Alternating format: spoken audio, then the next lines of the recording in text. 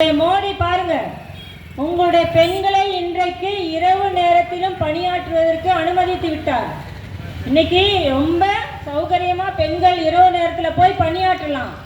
ஒரு ஆணுக்கு கொடுத்த மாதிரியான ஒரு சுதந்திரத்தை நாங்கள் பெண்களுக்கு கொடுத்துட்டோம் பாருங்க அப்படின்னு வந்து சொல்றாங்க.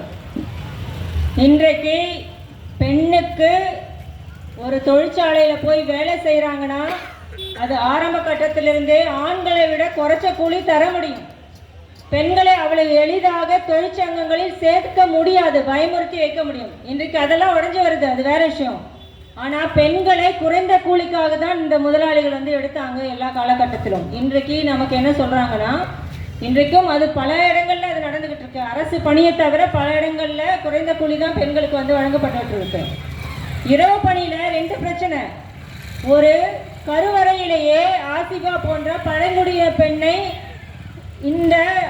இந்த பாஜக ஒன்றிய அரசாங்கத்தின் கீழே தான் ஒரு சிறுமியை பாலியல் வன்முறை செய்த குற்றவாளிகளை கூட உங்களால இன்னும் செய்ய முடியல.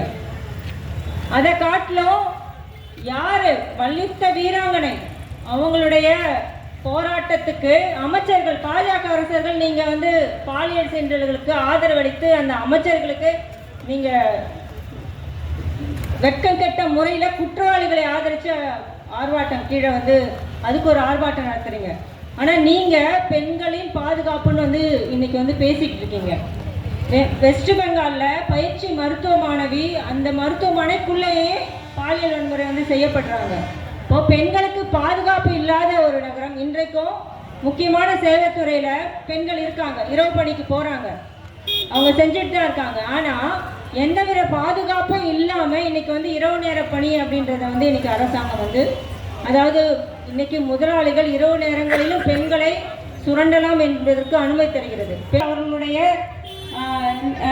என்ன நிலையில இருக்காங்க புரிந்து கொள்ளாம வந்து இது பேசப்படுது. இன்னைக்கே நம்ம இங்க பாக்குறோம், 7 மணி 8 மணி வரைக்கும் இன்னைக்கு பெண்கள் வீடுகள்ல இருந்து ஃபேக்டரியில இருந்து திரும்பிட்டு இருக்காங்க. இங்க திருவள்ளூர்ல இருந்து சென்ட்ரல் வரைக்கும் இருக்கிற ட்ரெயின்ல யாராவது ஒருத்தர் ஏறி பார்த்தாலே தெரியும்.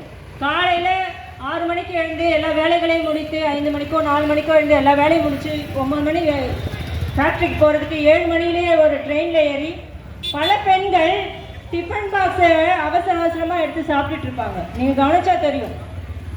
அதே மாதிரி திரும்பியும் வந்து போயிட்டு மாலை வந்து 8 மணிக்கு வந்து திரும்பியும் சமையல் வேலைகள்லாம் முடிச்சுட்டு திரும்பியும் ஃபேக்ட்ரிக்கு ஓடுறாங்க. இப்படிப்பட்ட பெண்களை நீங்கள் இரவு நேர பணிகளில் போடுவீர்கள் என்றால் நைட்டு ஃபுல்லாக அந்த பெண்கள் பணி புரிஞ்சுட்டு திரும்பியும் காலையில் வந்து குழந்தைகளெல்லாம் கவனிச்சுட்டு வீட்டு பணிகளில் வந்து ஈடுபட்டுட்டு திரும்பி ஓடுவாங்களா? பெண்களுடைய நிலைமைகளுக்கு இந்த முதலாளித்துவ அரசாங்கங்களுக்கு இருக்கிற சட்டங்களை கூட நீங்கள் ஏதாவது ஒன்றாவது செய்திருக்கிறீர்களா?